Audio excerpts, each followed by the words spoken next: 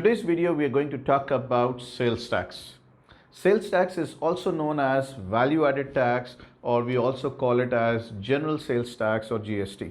So guys, I am the commerce specialist. Welcome to my channel where you'll find videos covering syllabus areas of various academic qualifications and professional certification, including life-changing business ideas and concepts. So by the way, we all pay sales tax.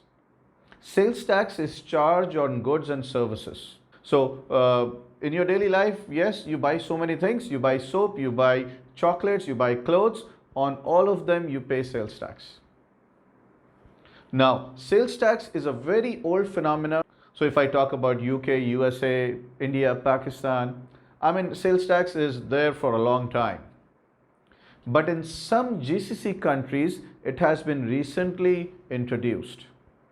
So there was a lot of queries and questions regarding what is sales tax. So in this video, we talk about the basics of sales tax, how sales tax is calculated, the accounting treatment of sales tax, so on and so forth. Let me give you a small numerical example. You would understand better what is sales tax. And please remember, the sales tax rate varies from country to country. Like for a long time in UK, it has been 17.5%. Okay. In most of the Gulf countries, it is 15%. So for this video, I'm just taking it as 20% to make the examples very simple. So have a look at this. Let's say we are talking about purchases. You're buying goods worth $400 and the sales tax on this happens to be 20%. So if I take out 20% of this, 20% of 400, your sales tax amount would be $80. So if this is a situation, if you are purchasing certain goods and you have to pay sales tax 20%, the cost of the goods is 400,000, sales tax 20% is 80. So the question arises, what should be the accounting entry? How do we record it? It's pretty simple, guys. The entry would be, you debit purchases with the actual amount, which is $400. You also debit the sales tax, which is $80, and you credit accounts payable, if it's on credit, $480. Now here you need to understand, because we are buying goods and we are paying sales tax on it, it is known as input tax. Input tax means that you are buying goods, goods are coming into your business and you're paying tax on it while purchasing. So obviously these goods which you are purchasing, you would be selling them to your customers. And when you sell, you charge them sales tax too. Why? Because when you purchased, you had to pay sales tax. When you sell, you collect sales tax from the customers. And all this applies if you are a registered person. Registered person means you are registered with the authorities for sales tax. So let's talk about sales. What happens when sales takes place? These same goods, when you're selling, let's say the original amount of your sales is $800. And yes, obviously I told you, when you sell, you have to apply sales tax on it. Let's say 20%. 20% of this would be $160. So the entry here, when you're selling, you have to record accounts receivable, assuming you're selling on credit, account receivable with the total, which is 960. You credit sales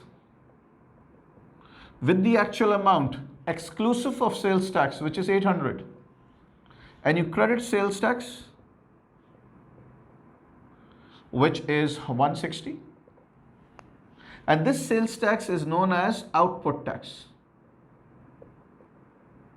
So guys, if you have a look at this, what is happening, When you purchase goods, you pay tax to the supplier, sales tax.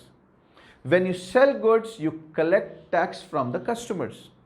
Understand, once you are a registered person, you are registered for sales tax. This sales tax, whether paid to the supplier or collected from customer, look, here you paid to the supplier $80. And when you're selling, you collected from customer sales tax 160. Please remember, whether you're paying in the name of the government. Whether you're collecting from customers, in the name of the government. So in the end, what you have to do, you have to make a sales tax account and see whether you have to pay to the government or whether you have to collect a refund. See how it is calculated. If I make a sales tax account here, sales tax, if I call it entry 1 and this is entry number 2, in entry number 1, sales tax is a debit of 80. So in entry number 1, it's a debit of 80, which is basically an input tax. In other words, you have paid this much for sales tax when you purchase goods. In entry number 2, it's a credit of 160, which is your output tax. In other words, you have collected from customers. We collect sales tax from customers on behalf of government. So how much did I collect it from customers on behalf of government? $160.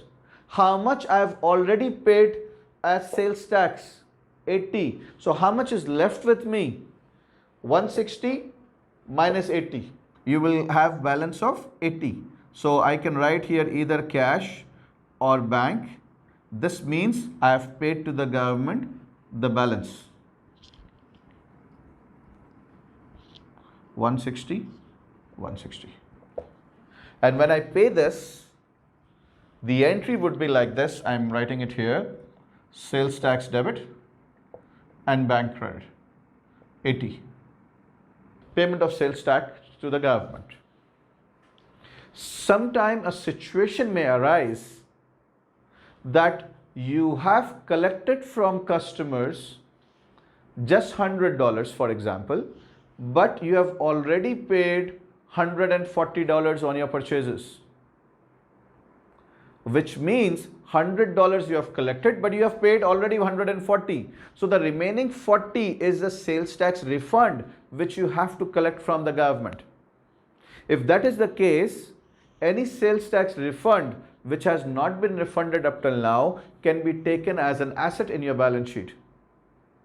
That is arrears of sales tax. You have to refund. And any sales tax not yet paid, in this situation, if it is not yet paid and if it is a year end, so you have a carried down balance. But this carried down balance is actually a liability which you have to pay to the government in the near future.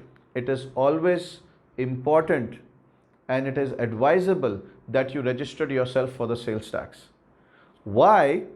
If you're not registered, what happens when you buy from a registered supplier? When you buy from a registered supplier, you have to pay the sales tax. But when you sell, you cannot claim sales tax. So in this case, if you're buying, let's say you're paying $80. But because you're not registered with the government for sales tax, when you sell, you cannot charge this amount to your customers. So as a result, what is happening? When you're buying, you're paying sales tax. But when you're selling, you cannot collect. So this sales tax, when you buy and you paid, because you're not registered, becomes an irrecoverable sales tax. See, we collected $160 from customers. From that, I'm not paying this 160 directly to the government because I collected 160, but I've already paid 80. So the remaining I'll pay to the government. But if you are not registered, what you have paid to the government, you cannot recover it from customers.